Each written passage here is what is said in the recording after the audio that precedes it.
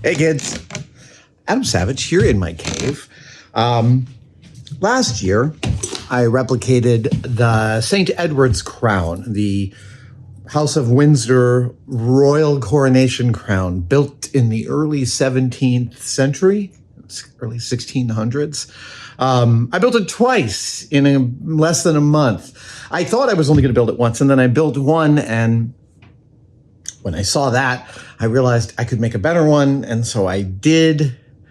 And it was a really deeply fun project. Still one of my favorite objects I've made recently. And then over Halloween, Andrew Sean Greer, wonderful author of Less and Less is Lost, invited me to his annual Halloween party here in San Francisco. And because I happen to have also purchased a complete King George III from Hamilton costume from my friend, master costumer Chad Evett, I wore it to the party with the crown and my 3-inch lift king shoes. So I was absurdly tall and it was magnificent. And the best part about going to an old school San Francisco Halloween party is that in my full king regalia with the ermine and the crown making me with the lifts somewhere over 8 feet tall, I did not stand out at this party. That's San Francisco in a nutshell. There were at least 3 people dressed as corgis at this party. The theme was, obviously the Queen and her recent passing. And in looking at the footage and stuff about the recent passing, I saw that they placed the crown and the orb and the royal scepter on the Queen's coffin. And I saw the scepter and I saw it from angles I hadn't seen it before. And frankly, it got me going about the scepter again, an object that is capped by the largest cut diamond in the world. Not this. This is a cubic zirconia replica of said. It is the Cullinan 1, or the Great Star of Africa, and it is a 520 carat diamond. This is really pretty close to it. The faceting would not fool a real diamond carver faceter, but it is good enough for our purposes. And I bought this cubic zirconia replica, which is just sparkle wonder, right? You cannot doubt my commitment to sparkle motion with this beautiful jewel. And it caps the royal scepter. So I've long wanted to make a royal scepter. I knew that right above the Cullinan one was this amethyst globe, and I actually found a drawer pull, which is like pretty close to the right size, and that will go up there. And so I thought, okay, maybe it's time for me to finally make the scepter. So I had all this reference material. I had, pictures that I had been printing out. These are upside down. So I could kind of understand the structure and everything. And then once I'd kind of wrapped my head around this reference material of this beautiful, weird, amazing, strange mace, I took the actual size of the Cullinan one, which is just about 2 3/8 inches tall. And I scaled it out in Photoshop to print out a full-size picture of the scepter. And reader, look at how big this thing is. It truly is a mace. I can't believe we don't have a movie in which someone uses this to defeat the villain. That idea is free. You can go take that. And the moment I printed this out, I was like, I must have this wrong. Let me measure it out. No, 92 centimeters. That's what it says in all the documentation. 36.3 some odd inches. Yeah, hold on just a second. What is 92 centimeters in inches? 92 centimeters is about 36.2 inches. 36.2, not 36.3. Look at this. This is crazy. Now I have to make it. The first part that I was looking for was this spiral fluting of brass. I actually even bought an old trumpet and cut it apart to maybe use some of the brass, but I just wasn't aware of just how thick this thing is. And then I found out, looking for lamp parts, that the name for spiral fluted brass, at least within the lamp industry, is brass rope. I know this is a little bit of a tighter of a wind, but who is going to really pay attention besides me that it's not exactly perfect? So, well, now I'm revealing it, but we can all share in the collective delusion that this is close enough. Let's just see. Yeah. No, it's wound in the wrong way, which is probably like saluting with your left hand. It's probably a terrible etiquette crime. So that is the build. I am going to make this flat representation of a thing into an actual thing. That's today's one-day build, and it's going to take at least 3 days. Let's get the basic form out here first. That fits inside that. The whole thing has a taper from here to here, and that I did not realize. That is some fancy-ass stuff going on. And I'm going slightly... Mine is going to have to be thinner than the original because I just don't have the brass stock for it. But we're going to fake this taper, I think. I think we're going to fake the taper like that. We'll have that come up to there. That stops there. And this comes down to almost exactly there. And so I like that. I think I can solder these two together. And then the question is in the taper, see,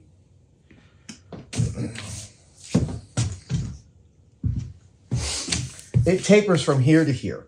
And because it tapers from here to here, I want to kind of give that impression. So I'm using this piece that telescopes in that piece.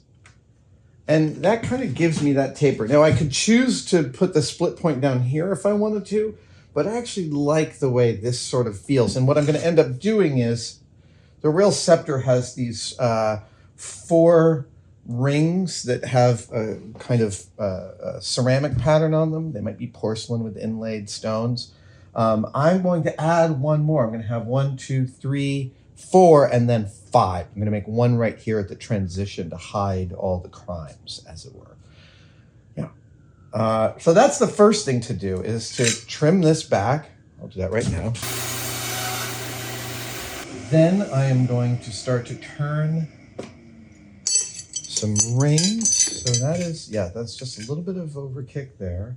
There's that. Yeah, okay, so the rings are excellent. So I'm going to want to 0.65. That is 21/30 seconds.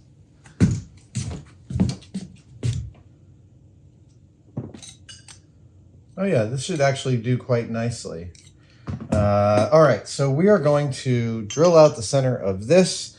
We're going to rough out 1, 2, 3, 4, 5 rings of slightly, 4 are going to be this size, and then one is going to be a little bit smaller. And that smallness, that ensmallening, is going to be exactly 1/2 inch. Yeah. Okay, great. So, to the lathe.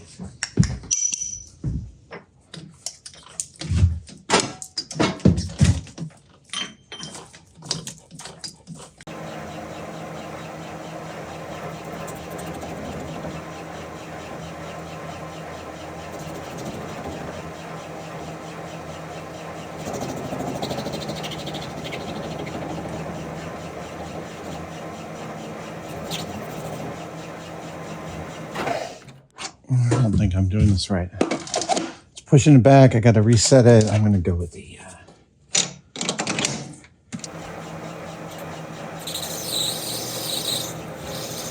Oh, much better.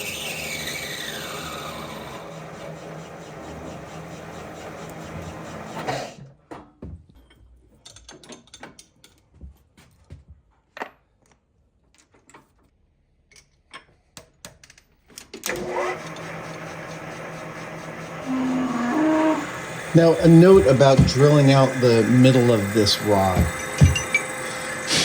If I had to have it mechanically be perfectly round, I wouldn't do it this way because even with a big fat drill bit and a wide piece of stock like this, the drill bit can wander, but for my purposes here, not an issue. Secondly, normally with a bit like this, I would creep up on it, but I feel like I don't. Well, actually, yeah, I should. Normally I would do like a 1/4 inch, and then I would do, something in between that and this, and then I would do this. And this I'm only going to do 1/4 inch. Now, the reason you'd creep up on it is because it means you get a more accurate hole if the last drill bit is doing less work. However, my final size is about 8 thou bigger in diameter than this. And that is often about the error correction of a drill bit. So if a drill bit tells you that it's 500 thousandths in diameter and you just use a drill press to drill it through, the resulting hole might be about 10 thousandths over. And so I'm actually utilizing that in this because the internal finish of this does not matter. It's going to get soldered all together. It's all going to be one monolithic piece. So I have this latitude. Wonderful. Go 1/2 inch. And we'll make a mark.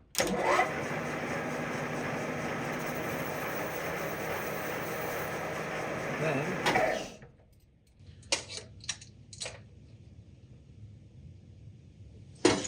we go 0.625.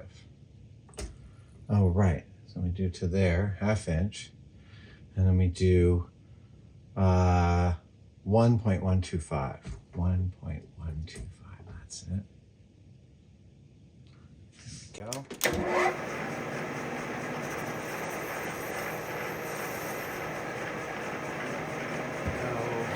1.25 plus 0.5 is 1.75. 1.75.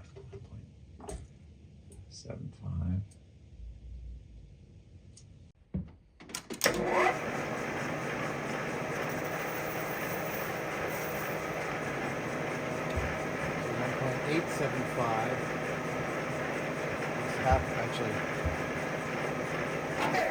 The next one is 2.375. Is that right? I think that is right. 2.375.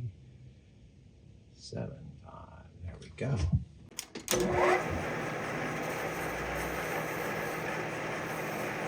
Okay. Now I need to take out a bunch of internal material.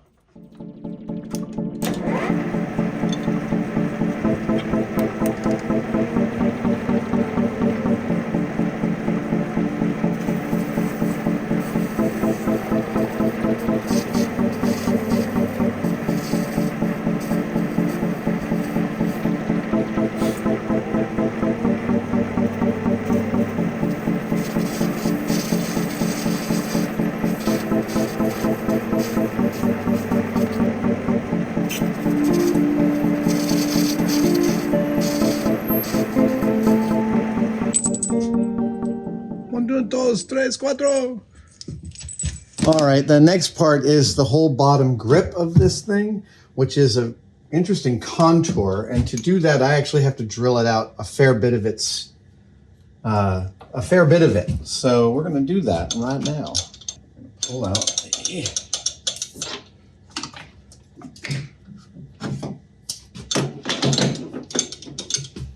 live center.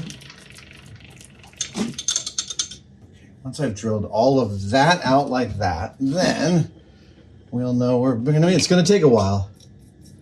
This is one of those, it's going to take a little bit. That's all.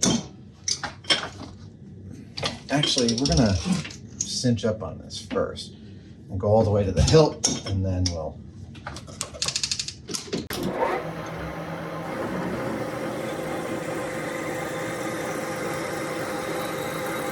Going fast is actually a reasonable way to help keep from building up, but only so much.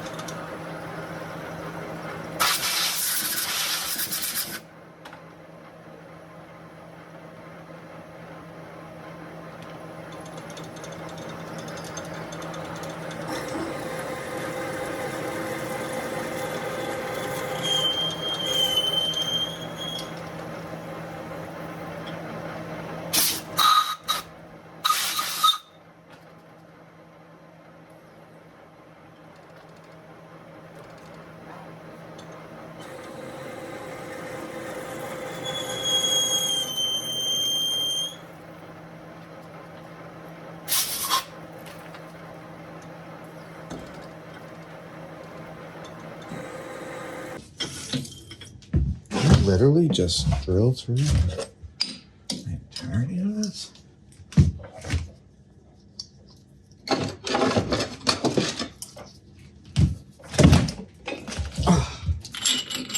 Ooh! apparently. Look at that. Okay, so hold on. I'm going to try a little something that Chris at ClickSpring does, which is to actually do some wood carving techniques using a carbide bit on this because I'm doing the back handle of this, which is a long taper. This is the handle that we're doing, and it is a I'd say it's a taper about back to there. Uh-huh.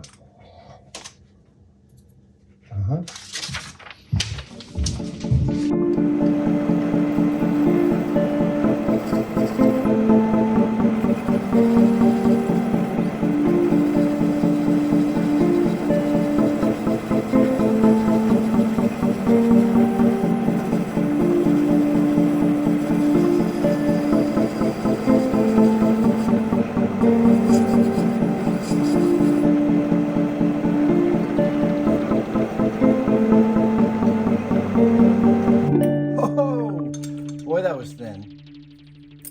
Yeah, look at that. Oh, that's lovely. Ooh, that's hot. All right, let's see here. We've got, we're going well. All right, yeah, so, right. So, that sits like that. Oh, yeah. That sits like that. Solder those in. And this guy lives there like that. Yep, and then this guy lives there. Wonderful.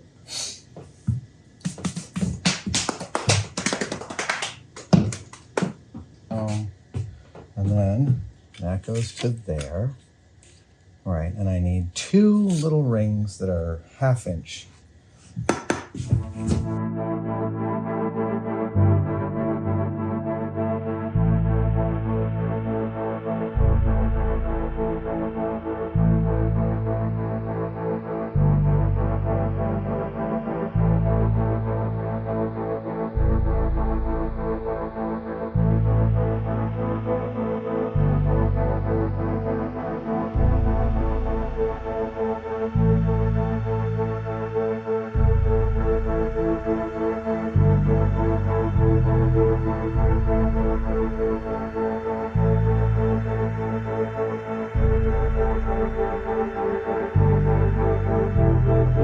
All right, so I have the largest portion of the body of the staff assembled, and now I want to clean it and polish it. I want to get rid of some of the solder that I can see.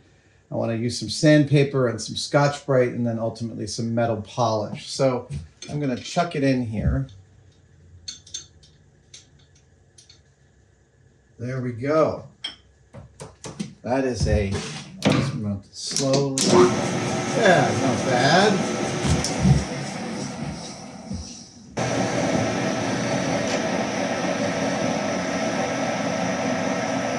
Let's get a better look on this. Yeah, starting to look like a thing.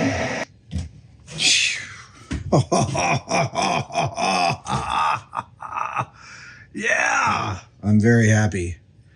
I'm currently pretty happy. It's already gigantic, but it's hollow all the way through. It's hollow all the way through.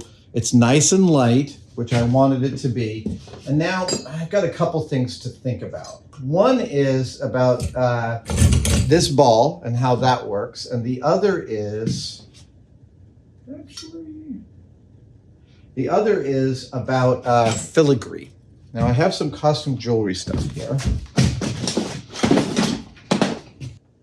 Let us see. I wish I had a bigger filigree, but I do not.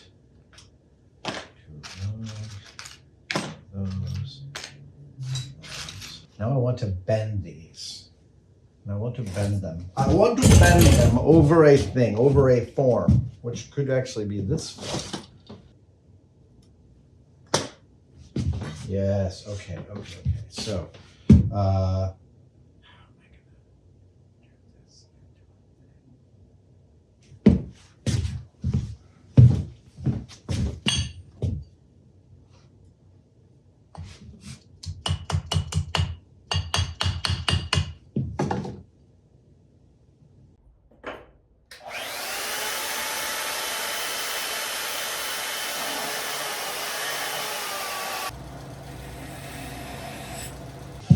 So I have cut myself a bit of Schedule 40 pipe like this, and I'm just going to try and do this. Well, let's see if I can do this.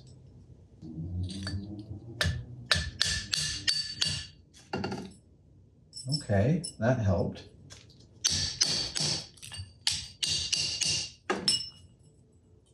Hey, that worked. Okay. So I got a nice little curve on this filigree here, and I'm going to use it. So I got one. All right, let's do 3, and we'll see what we can do. I have 5, right? 5. Wait a second. I think I have an even easier way. I was doing too much work. So now I can put this in here and put this in here.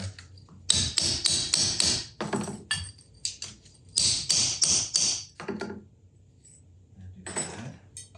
And that is great. I love it. Okay, so now the question is how to solder all that on. Let us do it.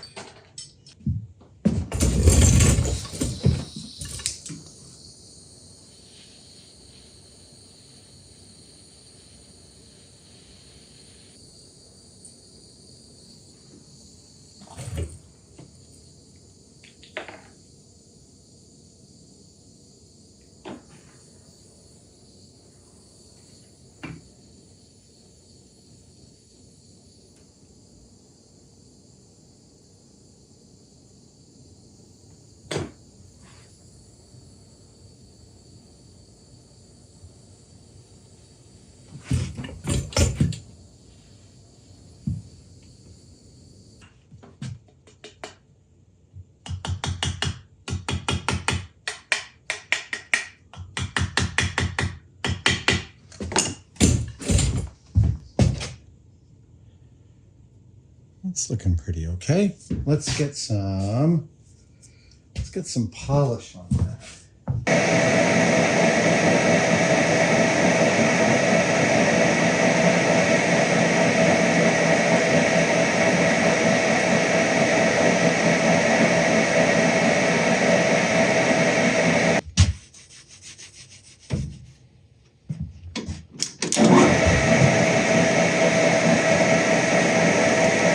All right, the barely concealed chaos continues.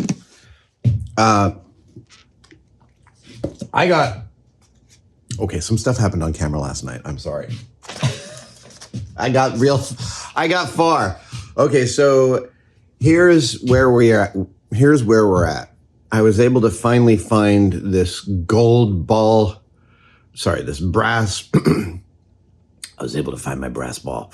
I found this brass ball. I had bought it years ago because I thought it would be the crown topper on the St. Edward's crown when I built it. It's the perfect pommel for the Sceptre. I couldn't be more pleased with how the polishing on my filigree came out here. This is just a standard jeweler's filigree with a flat back. I heated it all up and soldered it. That looks great. Then last night, in front of the television, we did some crafting.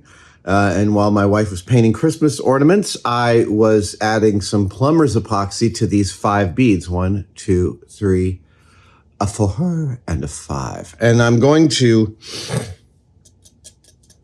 am actually going to get some nail polish to paint those because I want it to be highly polished. Then I'm going to inset some diamonds in there because there's diamonds in each one of these. But all of the, I machined the little 2-stage nubbin for the top just underneath the holder of the jewel, which is mechanically non-trivial. This is a big, heavy thing. 500 carats. Actually, this one weighs like 600 because it's not perfectly correctly sized. A little tiny bit bigger. I was going to say bigger. Anyway, holding on to something this big and this valuable with a frame that looks this open is an actual achievement. And I have been admiring of their work. I understand now, after staring at this for hours and making drawings, that the way this works is there is a tiny socket that holds the point of the jewel down here and registers it. And then almost nothing holds on to the jewel except for these four little curly ends. They interject the space of the jewel. And then inside these two, I think they're hollow, is this big fat, like 1/8 inch thick little frame that comes up inside, goes over here to a circle here. And that circle provides, my guess is that these two pieces bolt into that circle, that there are two little bolts. It's the only way I can find that it attaches, and I guarantee you, I don't know many things about this world, but I am sure that this is removable. I am positive that after sitting outdoors in state or for a coronation, that when it comes back, the royal jewelers, I'm positive they take all this stuff all the way apart and they clean every last bit and put it back together. I'm so sure that that's exactly what happens. Now, maybe the royal jewelers are all like, oh, mate, we wish we had the time to do such a thing. And if that's true, hey, cheers from one craftsperson to another. It's a hard knock life. It's not. I am having so much fun. Also, so from a mechanically complex standpoint, here's what I've got. This is soldered to this. There's about 1.5 inches of overlap. They're both good solid tubes. This is a fascia that slips on, and this tube continues all the way down to right here. Inside of it, I have machined a receiver that takes lamp thread. What do you call this stuff? Lamp thread. I've machined a lamp thread thing. So this is all removable. And frankly, there is a possibility I may try and squish this because it is a little more than the real one. Anyway, this continues forward. This telescopes in this brass rope, telescopes inside this brass rope. And it's a fairly thick wall. I'm going to say that's like 60 thou, 70 thou. So that overlaps, and those two are soldered together.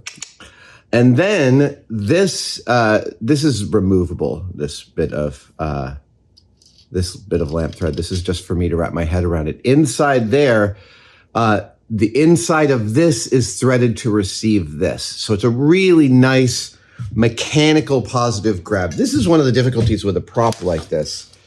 Is there's some real mechanical engineering going on, and you can't ignore it because you've got this big, frickin' heavy, expensive thing out at the end. And there is no option for that thing to fail. Could you imagine if the regent was like, have so doink, doink, doink, and the world's most expensive, largest cut diamond in the world fell? That would be spectacular. That's a Mel Brooks moment. All of that stuff I did on camera, I apologize, but I'm here to say it was the easy stuff. So now I get to make the little, there's 4 of those that go here. Then there is the big frame piece. And then there's I'm cutting all of this brass out. I have a lot of brass to cut out and bend. Time to do some layout. You can kind of park for a while. I want to see him. I want to see it. I mean, it's inspiring. That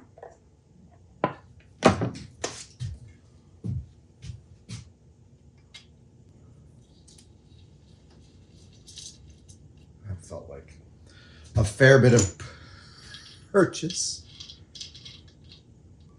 Good. Okay. So I think you guys can live here.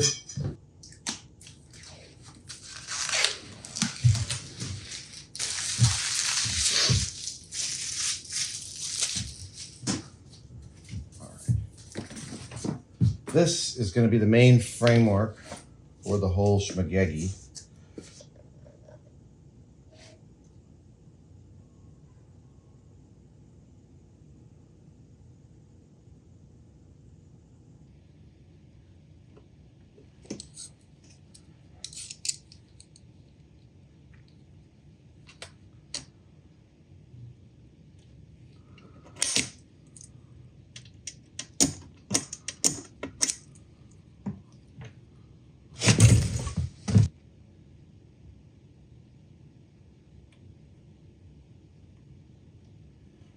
Okay, so that's the main body. That's the ring underneath. Now,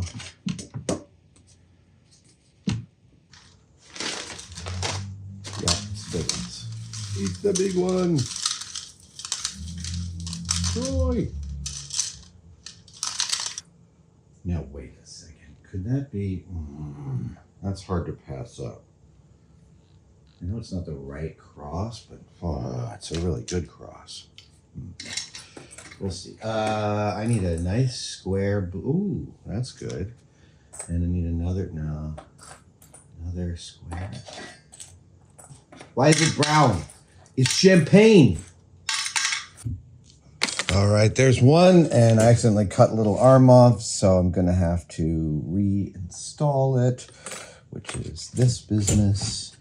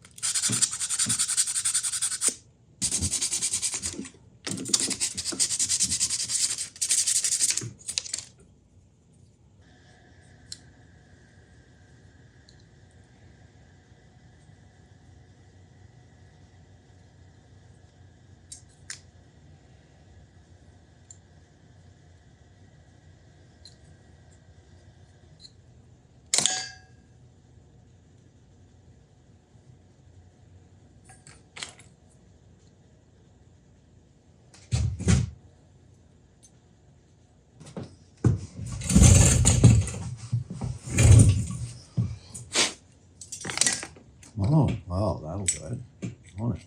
Yeah.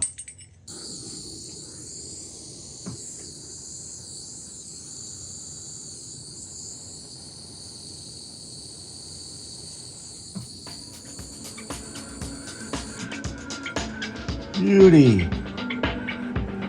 Very happy with that. Let's pull it off.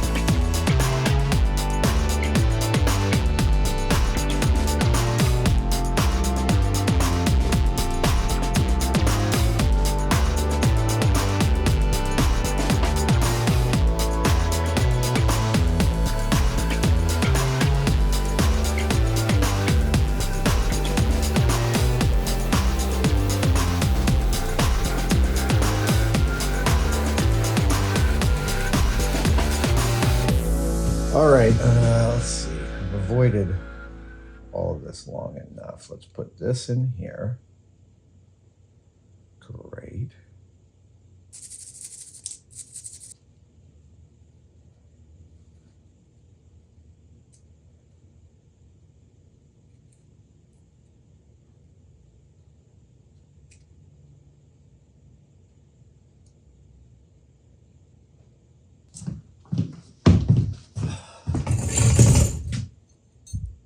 Hey, good. Good.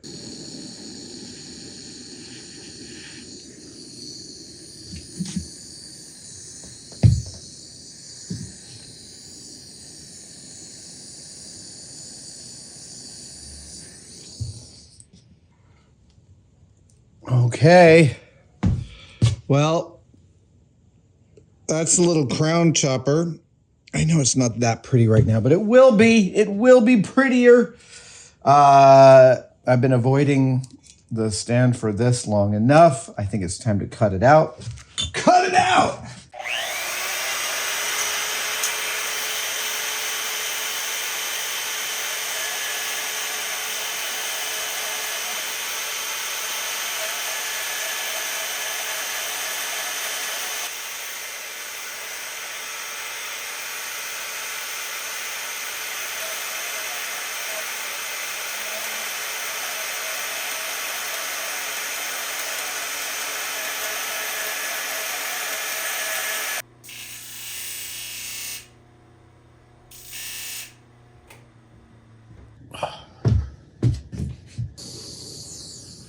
Well, that is a good seat right there. I could not be more pleased with that. I need a pickle solution here.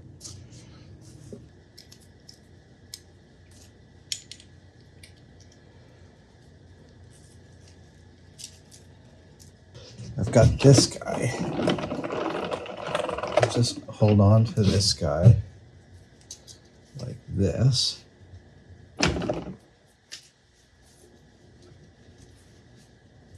That too? Yeah, that'll do. That'll do, pig.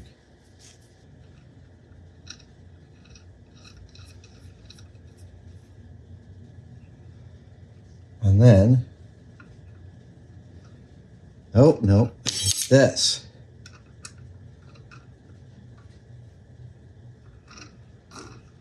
Yes. So, oh, wait. So here is my jewel frame in Potentia. Great. There really isn't an orientation to this thing. There isn't. No. Great. I'm so happy about this. I want to. Yeah, I kind of do. Nope, I won't do it. Okay, so I feel really good about that, and I feel really good about that. So now I want to feel good about, right. It sits like that. Okay, right. It sits like that. Oh, it's great.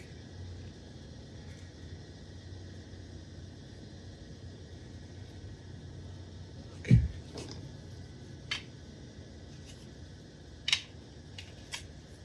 And this, there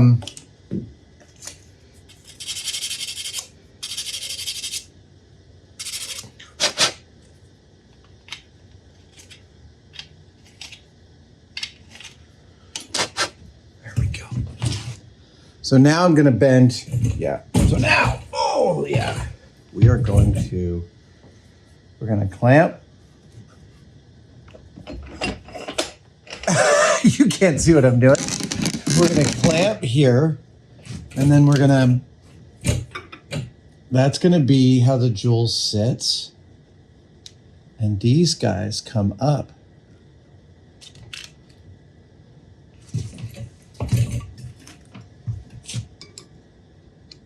Huh, all right, I want to separate them out. All right, so let's see. I'm just going to do a little hammering. It's hammer time. The difficulty of making these bends is something I'm happy about. That's what it should be. So if I put this back here.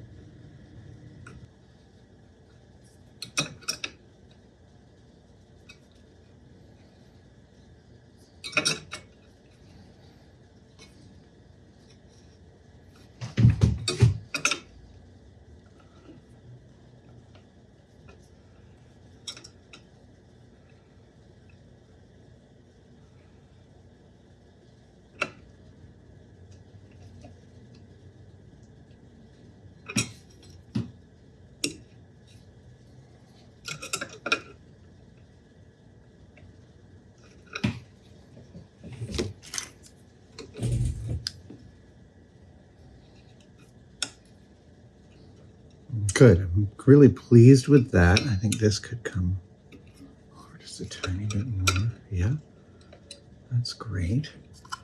Oh, achma. Okay, so, oh yeah, it will be. Okay, so, I need a Sharpie. Oh, I'm really happy with how that sits. That's great. The question is, how does that sit? And that is also pretty great. So,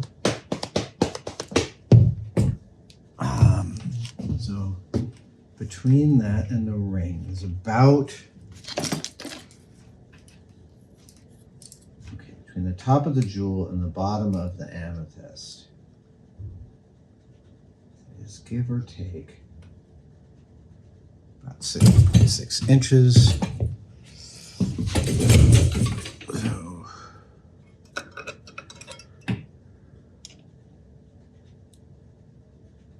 the bottom of the amethyst. Okay, so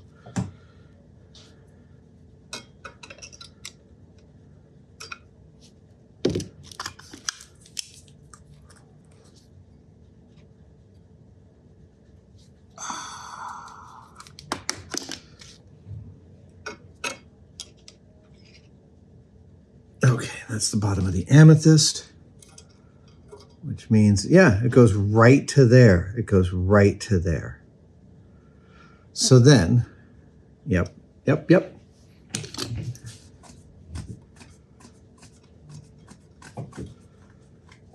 Yeah, okay, so I want to cut it right there. I'm going to cut it right here. And the same on the other side.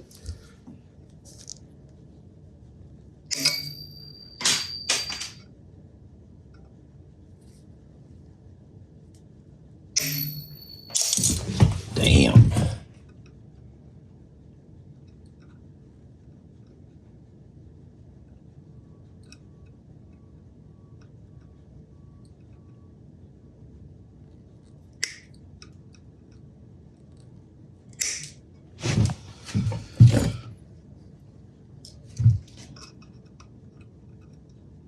And so that's how that's going to sit.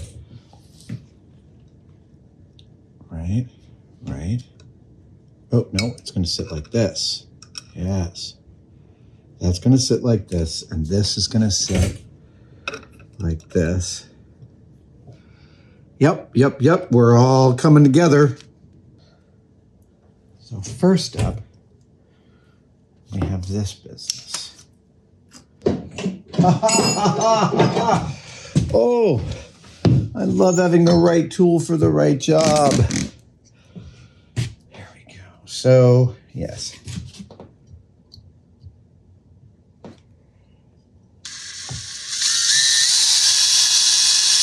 Oh, yeah. Oh, really?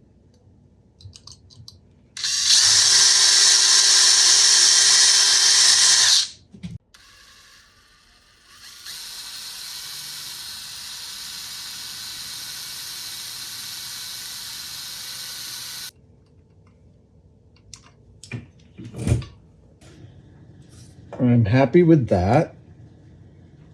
That is pretty rigid. And look at that. You sit right where you should. I love it. Okay. I am getting much better at this jewelry soldering thing, which I appreciate. I'm learning the degrees to which it's about, well, like everything else, setting up your work properly, and then the application of heat becomes simple.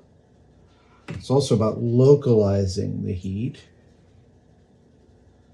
to where it's useful to you. And then I'm noticing also that there's a great benefit to for putting your solder in situ.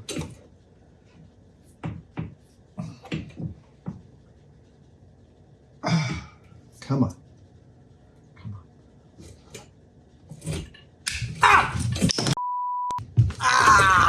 Shit. Ow. Oh, I got a terrible pinch. This when it did its final thing, pinched my tender flesh in there. Ow! Oh, that really stung. That is not fun. It's going to be a blood blister. They do all their hurting on the front.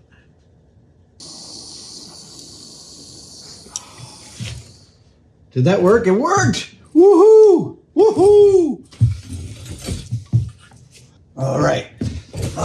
Moment of truth and beauty. So,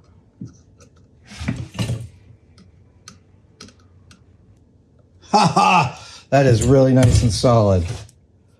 Okay, let's just make sure this one is the same. Come on. Come on. Don't disappear on me. Where'd you go? I heard you. Ah! Whew.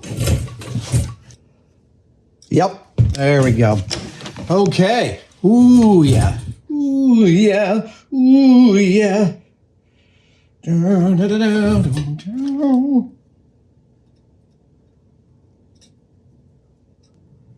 more positive. Yep. Okay.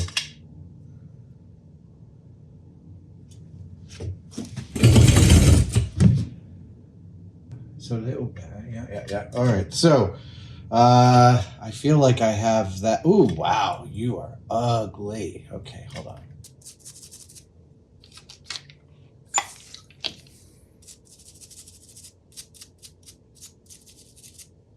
All right. Look, there's a distinct possibility I may end up rebuilding the head of this someday, simply because it's all a little cattywampus. It's really, this is hard work. It's not surprising, but it feels surprising. Yeah, that doesn't look so bad. That doesn't look so bad.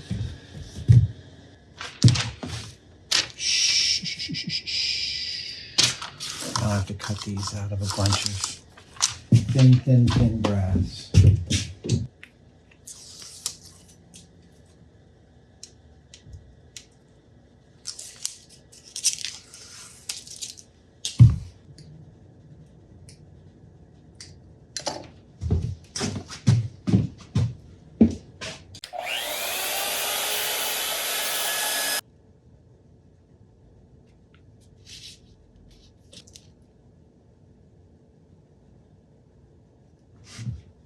All right. I've done some very rough cutting of the swoop. I'm now going to do some finish work on the belt sanders and some files and stuff. I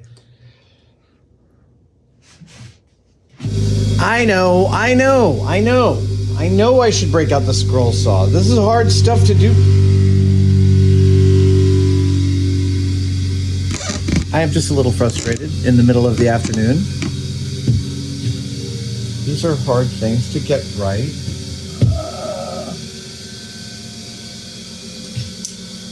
There's a thing about the scroll saw which I still haven't quite. Every time I break out the scroll saw, it adds like hours to my day because it just won't do exactly the thing that I want it to do. And maybe it is the lesson that what I really need on the scroll saw is patience. Because it tries mine. All right, these are very roughed out. I'm pretty pleased. I'm gonna smooth them with a little bit with some Dremel action.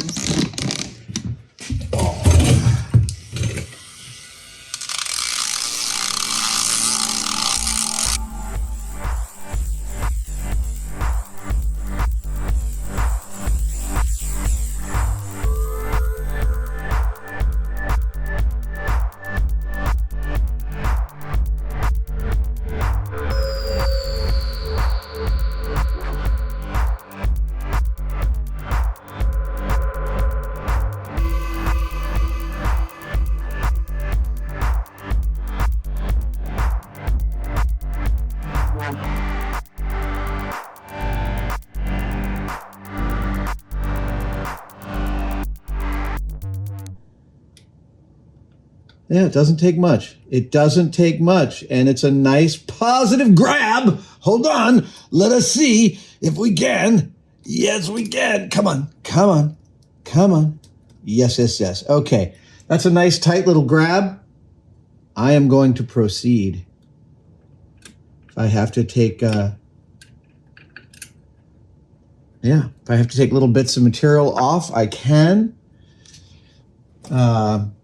Great, great, great. Yeah.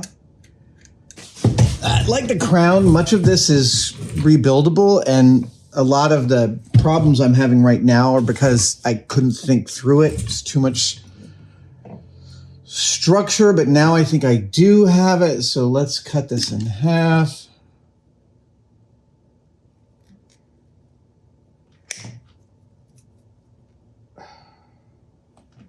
Not bad. Not bad. I'm off by about 40, 30 thou. All right, so let's do some bending.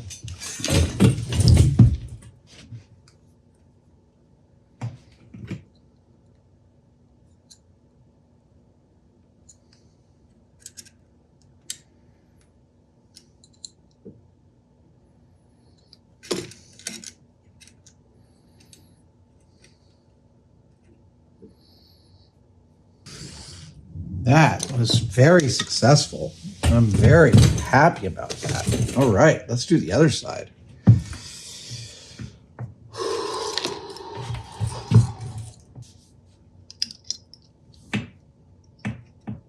Okay, good. So let's get some more flux on there.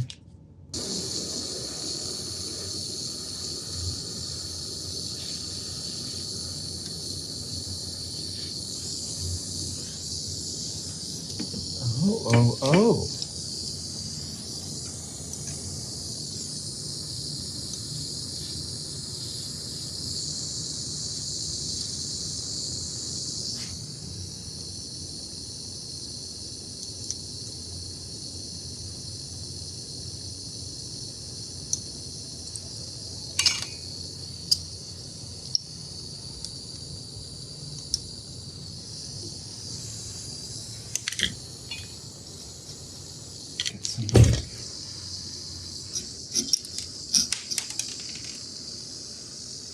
Yep, I lost both nuts. That's totally fine. I can reinstall. All right, there we go. There's something. Hopefully that will hold on. I'm gonna sand this all back and trim it up a little bit and make it all nice, and then we'll try it out. We make progress. We make progress. We make progress. We make a progress. Progresso. Okay. So. Okay. Wearing a shirt. A little colder today. Well, I went home and I went home and all of this is, anyway, here is where we are. I am really happy with everything that I've done here. I have I've painted most of the plumber's tape rings with a light blue nail polish. I have started the white stripes on these two, and I'm very happy with them. I'm using paint pens for that. I think this, this piece gets these little brass details here, but that's going to be once I have everything really structurally done. This guy is absolutely perfect up to here, up to the top of the cullinan, and that's the hard part of this equation. I feel like I've solved the hardest piece of this. And so now, order of operations is everything in the building of things. And I got this one wrong. Yeah, I was building. One of the things that makes a piece look really, really tight is if all the lines are perpendicular. You can get away with a lot of formal, like, not great construction if it's square. Like, your eye will forget a lot of crimes if you're looking at square work. And I had built I had realized that the circle at the base of this, was the key to the mechanical, both holding the jewel and the top of the scepter all together. While I'm sure the rest dismantles and unscrews, that is the only way I saw how that could work, and I'm sure the cullinan comes out of that scepter, and that was the only way I see. So I think I've actually gotten it pretty close to right about how it holds. And it is a combination of sitting in a hole there, so the point of the cullinan sits in the hole there, and then the top two ridges up here at basically 10 and 2 o'clock are held not only by these flaps on either side of the swirl, but there is a tiny little detent that I have carved. Hold on, let's see if I can show you. Up, there we go. There's a tiny little detent there, and that further catches the corner and holds it very securely. So look, this was always the hard part of this equation. So I'm also going to machine some little brass rolls that go here and hide that little moment. And then I'm going to build a new... Part of me wants to just take a soldering iron to all this and like light it up and rebuild it, which maybe I'll do, but I don't think I'll do. I think I'm going to carve this all out a second time. So yeah, here we go.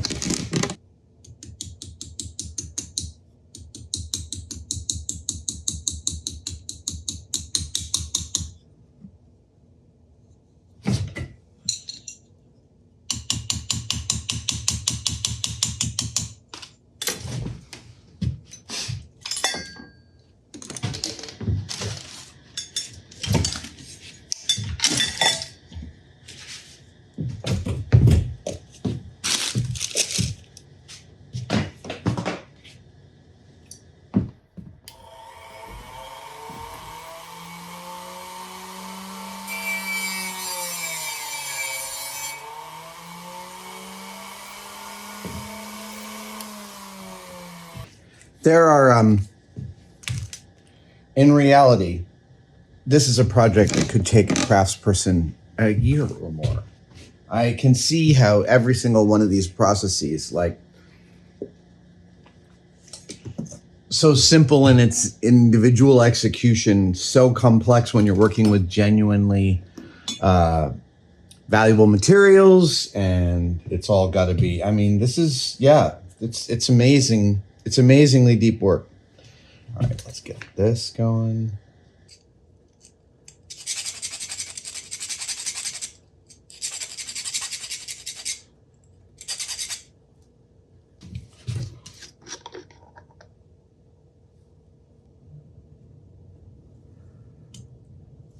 Bye. Luckily, CZ is very hard. It's very hard.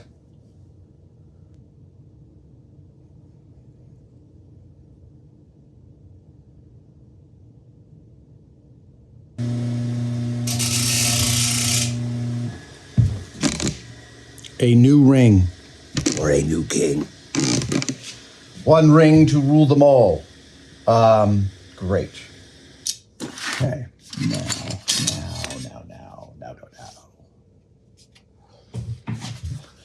There is the layout of my new topper.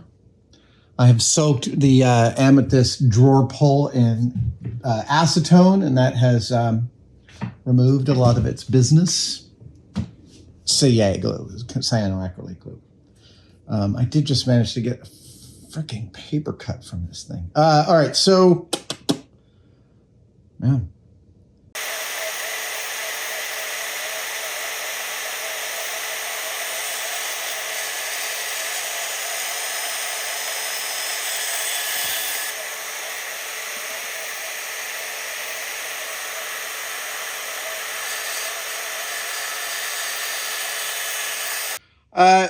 I always love showing how you can do quite sensitive work with a tool like this little portable bandsaw.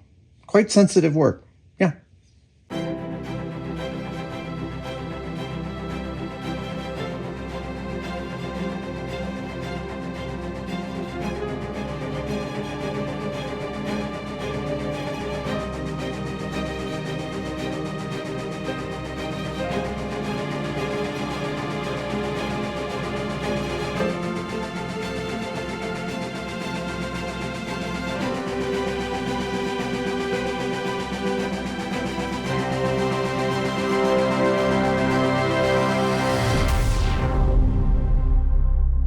And here we are. When I interrogate my own aesthetic, I'm still a little mystified why I love this object so much. But it's so kind of completely absurd with the Cullinan 1 diamond, 520 carats, just an inestimable value of hundreds of millions of dollars on the end of this magic wand. And I did a piece of camera about this because in the space of doing this, in the last month, the two things I have built are this and a sword.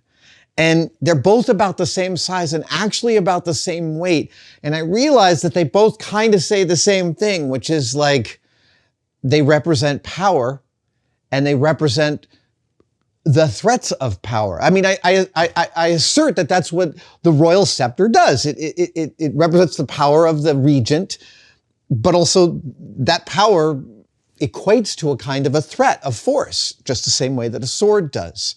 It also is a lineage back to the 15th century, 16th century when this was built, but the Cullinan was put in later. There's all of this modification within the crown jewels. I didn't even know this. When they were first built, the jewels in the crown jewels were all on loan from a financier, which sort of beggars my imagination and changes my whole thought about how royalty works around Europe.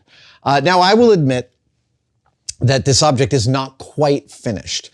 There are some splashy, like wave details, flower petals that go here, and also some details that go here. And I have to work out how they work. And I think I may end up casting them in pewter, which is a brand new process for me. So that will be a separate video. Also, a separate video will be this Maltese cross up top here. This is just a piece of brass with a color print on it because I really want to get this one right. I've bought tons and tons of jeweled crosses. I've got a collection to rival Madonna's, and yet I haven't found the right one, so I think I'm going to have to build this one from scratch. But I am super happy with the enameled and nail polished rings of blue and white here with diamonds embedded in them. I had no idea I'd be able to get such a nice solder connection between the filigree I've got down here and the brass, and it is pretty darn accurate. One of the key inaccuracies is that on the real one, this brass rope, that's what it's called as a lamp part, actually tapers from here to here. And I believe that the real one is overall a bit thicker in the handle than mine is. The reason I'm bringing this up is because there's a distinct possibility that I may end up rebuilding this thing entirely from scratch again, just to get it right. I don't feel the burning need right now, but it certainly could happen because you get this far with something and you know all the things that are right and wrong about it. And well, yeah, sometimes you can't ignore them and you want to go back in. So you will see more of this in future videos, but for right now, I'm calling my magic wand done. And I say that everybody gets a spell cast, you get one wish, and you're welcome, everyone. Thank you so much. I'll see you next time. Bring. Thank you so much for watching. If you'd like to support us even further, you can by becoming a tested member. Details are, of course, below, but it includes all sorts of perks, and we're building them all the time. You get advanced word and behind-the-scenes photos of some of our projects.